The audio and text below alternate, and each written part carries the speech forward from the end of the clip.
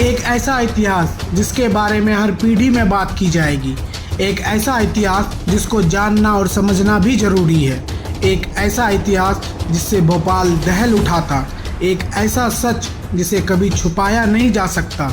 Bhopal gas कांड एक ऐसा औद्योगिक हादसा था जिसकी पीड़ा लाखों लोगों ने झेली। इतिहास के सबसे गंभीर औद्योगिक आपदाओं में से एक माने जाने वाली इस घटना ने हजारों लोगों को स्वास्थ्य से जुड़ी अस्थायी समस्या को झेलने के लिए मजबूर कर दिया। 2 और 3 दिसंबर 1984 की रात भोपाल में यूनियन कार्बाइड कॉरपोरेशन से मिथाइल आइसोसाइनाइड कीटनाशक लीक हो गई थी। इसका जिम्मेदार कौन था? भोपाल गैस कांड त्रासदी का असर लोगों की अगली पीढ़ियों तक ने भुगता और अभी भी भुगत रहे हैं। मगर सबसे दुखद बात यह है कि हादसा के जिम्मेदार आरोपियों को कभी सजा नहीं हुआ। आखिर इतनी बड़ी घटना की जिम्मेदारी किसको दी जानी चाहिए? तत्कालीन सरकार को या उस फैक्ट्री में काम कर रहे लोगों को? नमस्कार दोस्तों, मैं शेखर झा स्वागत करता हूं आप लोगों का हमारे चैनल क्या समझे आप में। 1984 की भोपाल गैस त्रासदी को देश की सबसे भीषण औद्योगिक दुर्घटना माना जाता है। एक केमिकल फैक्ट्री से हुई जहरीली गैस के रिसाव से रात को सो रहे हजारों लोग हमेशा के लिए मौत की नींद सो गए। दरअसल अमेरिकन फैक्ट्री यूनियन कार्बाइड नाम को इंसेक्टिसाइड बनाने के लिए भोपाल में स्थापित किया गया था। फैक्ट्री शुरू होने के बाद भोपाल के लोगों को लग रहा था कि अब उनकी खुशहाली के दिन आएंगे और उनको फैक्ट्री की वजह से रोजगार मिलेगा, मगर ऐसा नहीं हुआ। 2 और 3 दिसंबर की दरमियान रात एक जबरदस्त धमाके ने पूरे भोपाल में कोहराम मचा दिया। उस धमाके ने ऐसे जख्म दिए जिनका इलाज आज भी हजारों परिवार ढूंढ रहे हैं। उस रात यूनियन कार्बाइड फैक्ट्री से निकली करीबन 40 टन जहरीली MIC गैस ने एक भयानक हादसे को अंजाम दिया था, जिससे हजारों लोगों की मौत हुई और लाखों लोग इस पीड़ा से जूझ रहे थे। भोपाल में 3 दिसंबर की सुबह का नज़ारा जिसने भी देखा वो आज भी उस दिन के साए से भी डरता है। 2 दिसंबर की रात चैन से सोए लोगों में से जो बचे थे उनमें से जब कुछ सुबह जगे तो शहर का नज़ारा देख हैरान थे।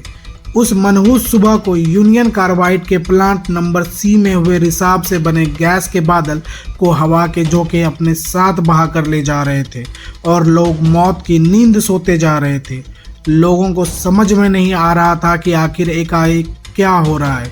कुछ लोगों का कहना है कि गैस के कारण लोगों की आंखें जल रही थी और सांस लेने में परेशानी हो रही थी। जिन लोगों के फेफड़े में ज़्यादा गैस पहुंच चुकी थी वह सुबह देखने के लिए जीवित नहीं रहे।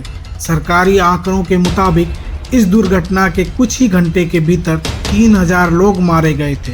हालांकि गैर सरकारी स्रोत मानते हैं कि ये संख्या करीब 3 गुना ज़्यादा थी। इतना ही नहीं, कुछ लोगों का दावा है कि मरने वालों की संख्या 15,000 से भी अधिक रही होगी। पर मौत का ये सिलसिला उस रात शुरू हुआ था वो बरसों तक चलता रहा। यह 3 दशक बाद आज भी जारी है। आप लोगों को बता दूं, जिस गैस ने लाखों लोगों की जान ले लिया वह MIC था। MIC गैस कोई साधारण गैस नहीं होती है। MIC गैस कोई छोटी मोटी जहरीली गैस भी नहीं होती है।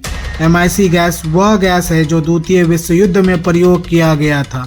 यह वह गैस है जो हिटलर ने गैस चैम्बरों में इस्तेमाल किया था। यह वह गैस है जो जिनेवा कॉम्बिनेशन से प्रतिबंधित था। दरअसल राजकुमार केसवानी एक जर्नलिस्ट थे और उन्होंने लिखा था जनता अखबार में कि 1984 से भी पहले 1981, 1982 और 1983 में भी गैस लीक की घटनाएं हुई थी।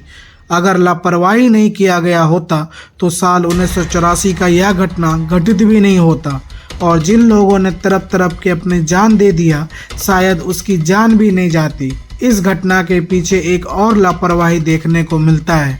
जब हादसे के बाद जांच एजेंसियों को पता चला कि कारखाने से संबंधित सभी सुरक्षा मैनुअल अंग्रेजी में थे। इसके विपरीत कारखाने के ज़्यादातर कर्मचारियों को अंग्रेजी का कोई ज्ञान नहीं था।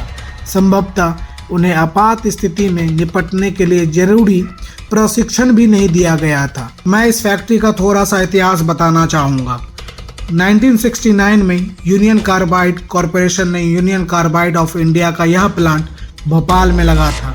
यह कीटनाशक दवाइयाँ बनाने का प्लांट था। इसमें MIC गैस इस्तेमाल होती थी, लेकिन MIC गैस भोपाल में नहीं बनता था, इसे अमेरिका से लाया जाता था।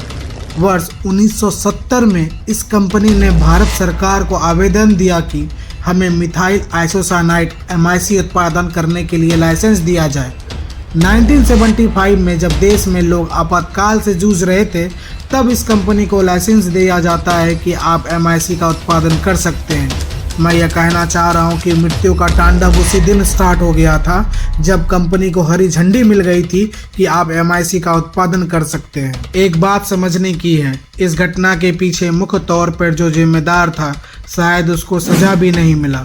यूनियन कार्बाइड के मालिक वॉरेन एंडरसन, जो एक अमेरिकी थे, को खबर गया कि उनको भोपाल स्थित फैक्ट्री में कुछ दुर्घटना हुई है। चूँकि मीडिया आज के इतना एग्रेसिव और तादाद में नहीं था, इस वजह से वह सिर्फ जायजा लेने हिंदुस्तान आया था। 7 दिसंबर की सुबह इंडियन एयरलाइंस के विमान से भोपाल पहुंचा। एयरपोर्ट पे तत्कालीन SP स्वराजपुरी और DM मोती सिंह ने उसे रिसीव किया। भोपाल के SP और DM वॉरेन एंडरसन को एक सफ़ेद एम्बेसडर कार में यूनियन कार्बाइड के रेस्ट हाउस में ले गए और वहीं उसे हिरासत में लिए जाने की जानकारी दी गई। उस समय भोपाल के मुख्यमंत्री अर्जुन सिंह किसी रैली को संबोधित कर रहे थे। उन्हें एक आदेश आया जिसमें उन्हें वॉरेन एंडरसन को तत्काल छोड़ने को कहा गया। उस समय भोपाल के मुख्यमंत्री अर्जुन सिंह ने अपने आत्मकथा में उस घटना का जिक्र करते हुए उस समय के विदेश सचिव RD प्रधान का जिक्र किया था कि फोन पर निर्देश देने वाले व्यक्ति वही थे जिन्होंने तत्कालीन गृह मंत्री PV नरसिम्हा राव जी के आदेश पर अर्जुन सिंह को एंडरसन को तत्काल रिहा करने को बोला था।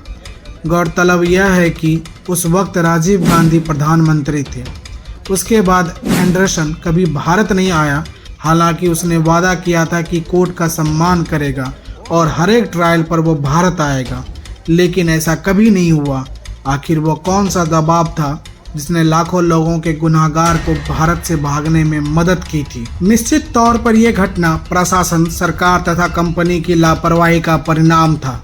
ऐसा कहा जाता है कि जो लोग इस घटना से बहुत ज़्यादा प्रभावित हुए थे, उनके वंशज आज भी विकलांगता के साथ जन्म लेते हैं। आज भी अगर आप भोपाल जाते हैं और जहां फैक्ट्री लगी थी उसके आसपास का नज़ारा देखकर शायद आपको यह ज़रूर महसूस होगा 1984 का यह कांड। आप लोगों का बहुत बहुत धन्यवाद वीडियो के लास्ट तक बने रहने के लिए। आप लोगों का यह वीडियो कैसा लगा कमेंट करके ज़रूर बताइए। साथ ही साथ चैनल को सब्सक्राइब और वीडियो पर लाइक, कमेंट और शेयर ज़रूर कर दें। आपका धन्यवाद।